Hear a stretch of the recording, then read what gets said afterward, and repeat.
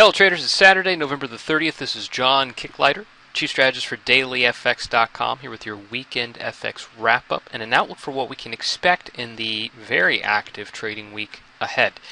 This past week was one of quiet because we did have a holiday period, particularly in the United States, though, as we often see, the absence of U.S.-based speculators can significantly alter the global investment spectrum. But we are heading into a period of greater activity, at least from a fundamental perspective, as we have some very critical event risk on tap and a market that is more sensitive to these particular catalysts' influence, and that's going to be directed towards one, risk trends, which is hit or miss nowadays, but more importantly to stimulus expectations. Now, the problem is that we are seeing some contradictions in the backdrop of market conditions.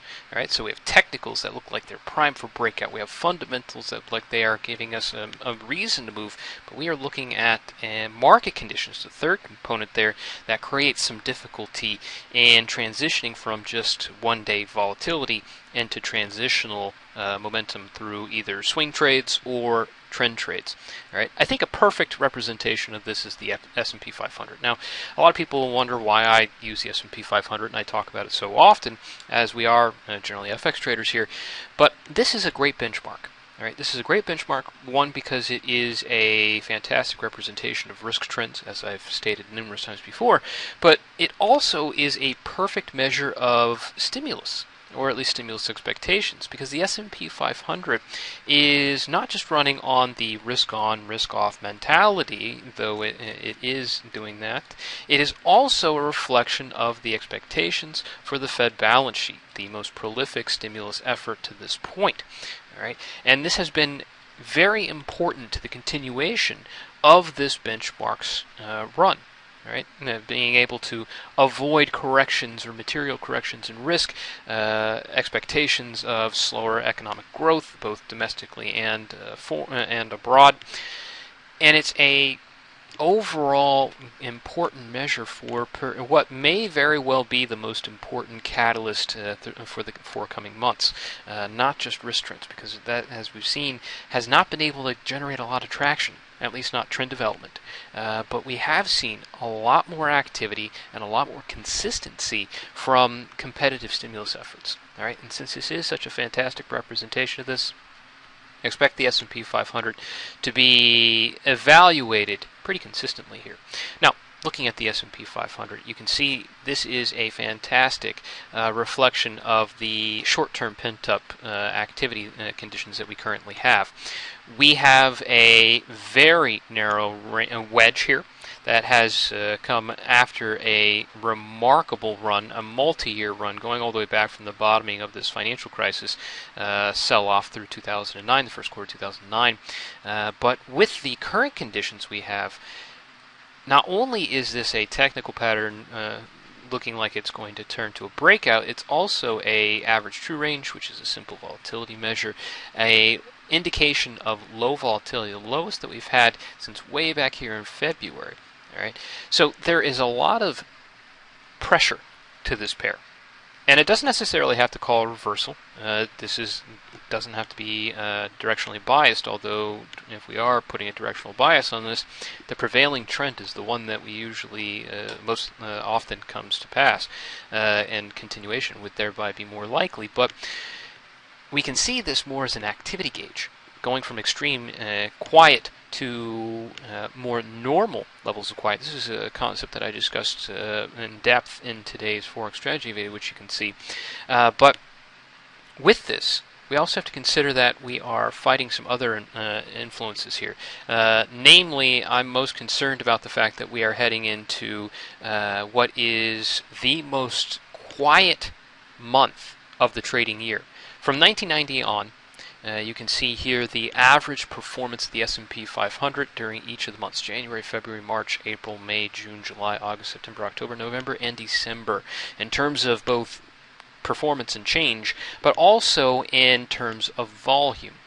As you can see, volume bottoms out in December, as you would expect. It's a foreshortened month because of the extended holiday period, but we also see that it's also the top performing month on historically on average. compared to the others. So we have a very unique circumstance here, and this will set our biases. And it kind of contradicts what we're seeing in the shorter term with this wedge setup. All right.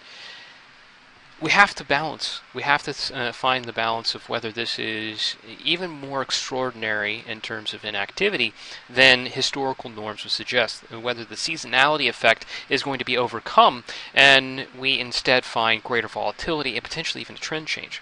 Well, a couple other statistics I'd like you to take into consideration. The volume levels on a monthly basis, since we did close out the November trading month, we'll open up to December the 2nd. You can see that volume through this past month was the lowest we've had since back in 1998. All right, extremely quiet, continuing a trend that we have seen develop for some time now, especially since the bottoming of the crisis. But we also have a consistent weekly performance here. This is the S&P 500 versus, and the red bars show the number of consecutive weeks in terms of rise or fall, and I'm only showing the number of instances that we've gone over 5 consecutive weeks. All right, as you can see, we're on our 8th straight week up for the S&P 500 as a benchmark, and we can see that that has not been matched since way back in February 2004. All right, remarkable. That's even more remarkable than the normal seasonality effect would suggest. All right, so even though we are heading into a quiet period, I would suggest that we need to watch out. We need to be careful because this is more likely to turn into at least a modest breakout. And as we've seen in the past, once we have a break in the S&P 500, it can also be an indication of a breakout that is replicated in other equity indexes. All right, so Asia Equity Index, Nikkei 225, or European Equity Index, this is the DAX. In fact, the DAX has shown a really remarkable consistency to the upside as well. And that, in turn, is going to be accepted as a means of risk trends. And once all those equity indexes start moving and risk is seen to be one of the catalysts, then you start to make that connection to benchmark FX pairs and credit and rates and commodities and every other asset class out there. So it has great potential. Of course, we always look for the catalyst. Now, in terms of catalysts for either risk trends or the other major fundamental driver, the competitive speculative assessment, I think that there is plenty going on for the economic docket, but I do want to focus in on a particularly interesting pair because it does unite a number of very important indicators, or at least highlights, from the economic docket going forward, and that's the Euro-USD. Now you can see this pair too, like the S&P 500, has a very significant congestion pattern working in its favor for a possible breakout. Remember, that's not necessarily directionally biased, but we can see that just like we had this wedge going into the period about 2 weeks ago, we have another wedge that is looking to work its way into the open of next week. All right, now this particular wedge is increasingly interesting because when we look at something like the comparison of low activity, as we see here, this is actually quite a low level of volatility for the Euro-USD for this kind of peak of this wedge formation. In fact, it was less than 45 pips. Here is all instances since the beginning of 2011 in which we've had a move of less than 45 pips. You don't have very many of them, but you have had a lot this year, so it's been a little bit more consistent this year. But even going back to 2008, you can see very few times have we seen levels of activity this low. A general reflection of the structural changes that we've seen to this point, but it's not likely to last forever. That's longer term implications, though. I want to look at this 45 pip activity level, and I want to put it into context with the event risk that we have coming up. So looking at the docket, when we open up next week, it's likely that we do have a breakout from the Euro-USD in the first 48 hours of trade. But the major event risk that we're going to be watching for this particular pair really kicks in on Thursday and Friday. Thursday brings the ECB rate decision. All right, that's going to be critical because remember at the last monetary policy meeting, they unexpectedly cut the benchmark interest rate. Well, since then we've heard a lot of discussion about the need or possibility for further stimulus to come out of the Monetary Policy Group to help encourage lending at the business level. All right. Now, in turn, that would have a negative impact on the euro itself, but is the ECB actually going to act this quickly, or are they going to do a wait-and-see kind of approach and see how the data develops and thereby perhaps evaluate whether they should move later? That's going to be something that we see not just in this rate decision, but also in the press conference by the ECB President Draghi that comes out a little bit afterwards. We'll also be watching non-farm payrolls and the U.S. employment figures for November. We know this is key fodder for taper speculation, something that was a major driver about a month, 2 months ago, but recently it has actually faded to the backdrop because the market has not been paying much heed to the imminent threat of a taper. They presume that it might be pushed out to March. Well, we've seen that as data developed and as the Fed itself has gone through an October monetary policy decision, and we've seen in a number of Fed speeches that they are indeed considering the possibility of a January, maybe even December taper. All right, we will see if there's greater credence to this concern with this non-farm payrolls event risk. However, those two events come on Thursday and Friday. All right. It would be best if they best served for the overall conditions of the Euro USD as a breakout if it came on a Monday or Tuesday, because it would align with the extreme technical pattern that we have, but that's not how often the markets work. They're not going to make it necessarily a perfect scenario for traders. So we have to take that into consideration. This will also act as a dampener in terms of trend development leading up to that major event risk, unless there's something that is so overwhelming that it can override the concern in these two pieces of event risk. And it's going to be difficult to do that because they are tapping into some of the market's deepest concerns. All right. So this is going to be a very interesting pair, and just like the S&P 500, it represents the critical fundamental themes as well as the market conditions that we currently face. All right. Now, in terms of the euro side of things, all right, I think that the Euro USD is perhaps one of the most interesting currency pairs, obviously going into next week, but there are a number of euro pairs I will be watching. Now, we've talked about the Euro Aussie as a very interesting pair. This is a kind of a complement to interest rate expectations.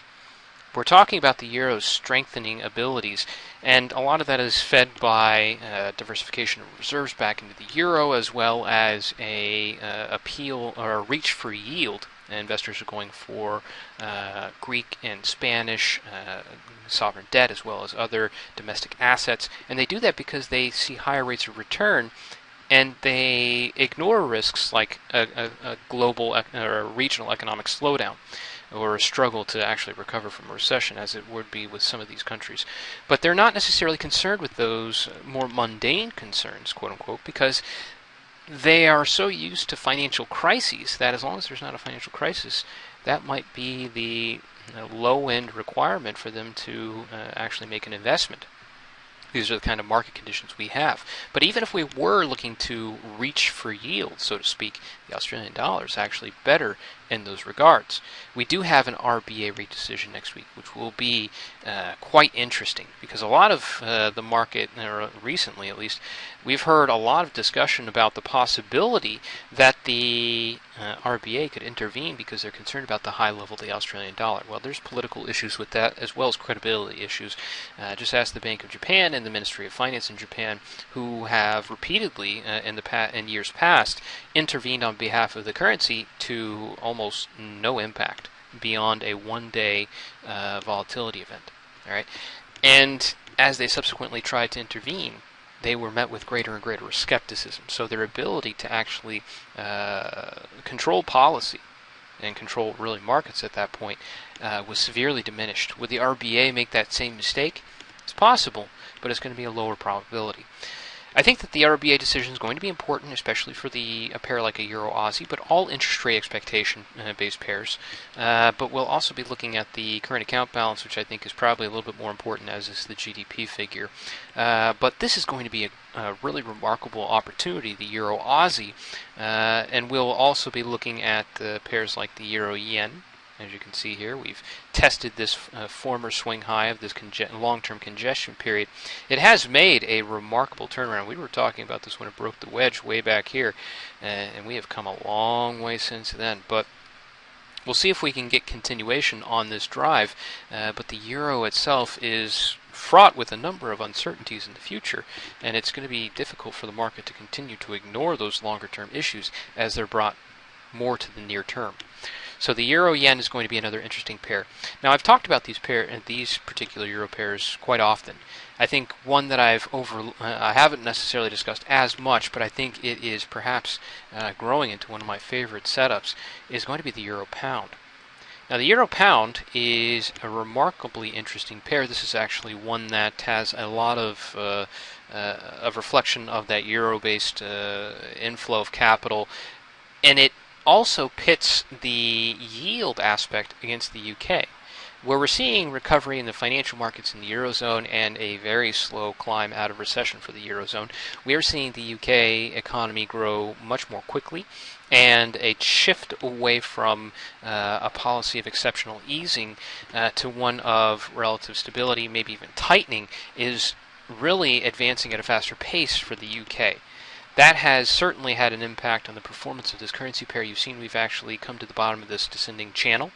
That channel happens to coincide with a very important 50% fib of this run from the swing low back in mid-2012 to the high that we set at the very beginning of this year. So we have a nice confluence here. Now, I want to stress the importance of fibs to this level, or this pair. This pair historically has a very strong tendency to react, whether being a break or a reversal, to key fib levels. This is the 50% fib level of the swing high from 2008 down to the swing low of mid-2012. That 50% fib also held up alongside this trend channel. So it can, with this trend channel and fib combination here, it can also act as a reversal component, but you got to be careful because it's not just about the reversals, it's also about breakouts. Here's also a much larger performance with this big swing high from the beginning of 2007. You can see that 61.8 fib held beautifully down here. Alright, also happens to be the bottom of the trend channel. So the combination of technical factors is a historical performance, but I like this a lot. Be careful. The pound itself also has event risk that we should be keeping track of. If you look at the economic docket, it starts with really the release of data for the Funds for Lending Scheme program that we have from the Bank of England. That's going to be noteworthy because the markets are expecting that the Bank of England, after Carney this past week announced that they were changing the conditions behind it, is leaning towards an actual tightening of monetary policy. It's going to be very interesting. We'll see what their actual activities are here. But we also have the Bank of England reporting its Financial Policy Committee meeting minutes, not necessarily as important. And then, of course, we get into Thursday, and then we have the Bank of England rate decision. This is not necessarily going to be market moving unless they actually change policy. And we've seen that they have not changed policy the last couple of meetings. We'll also watch the Treasury's forecast for the fiscal situation in the United Kingdom. All right, so the pound is going to be an interesting one, and it has made some incredible headway. And I think that headway, if we are going to look for continuation, I would prefer it on the euro pound. Now, another interesting pair for the pound obviously has been the pound dollar. Really remarkable, really incredible wedge breakout, long-term multi-year wedge breakout that we've been talking about recently from this benchmark pair. We are now at the highest level for this pair, actually the highest close for this pair since way back in 2011. All right, so a couple of two-year high. This performance looks good technically, but once again, my concern is market conditions and fundamentals. Is the UK interest rate or even market rates going to compete and keep up with the bullish expectations that this has set. It's going to be difficult to do. Also, we don't necessarily have a strong backdrop for trend continuation. So without a strong link to risk trends, which this doesn't necessarily have, we are going to be more dependent upon another fundamental catalyst, and that is divergent monetary policy expectations. If the Fed has reason to taper because of, let's say, the Beige Book, which is due next week, and the commentary therein, or maybe the non-farm payrolls on Friday show significant improvement and subsequently diminish the need for that ongoing stimulus program, this has a dramatic reversal in its future. So you got to be very careful about that. It's very data dependent, very fundamental dependent, but the continuation is going to be difficult to charge out. Now, of course, this has been grinding higher. Just like the S&P 500, the fundamentals don't have a decreasing marginal influence on this particular one-sided performance, but it can continue. All right, I'm not writing it off. I'm just saying it's going to be much more difficult. All right, so the pound, if we are looking at the various pairs that we have there, just like the pound, the Euro Aussie I discussed earlier, the pound Kiwi is another pair that we have a lot of expectations for British pound and the monetary policy therein, but they're coming off of a major easing program, and going back to neutral does not necessarily mean higher rates are in the immediate future. For the Kiwi, however, we're pricing in over 100 basis points worth of tightening in the coming year. All right, so the expectations, the actual expectations, tangible expectations, are very divergent between this current pair.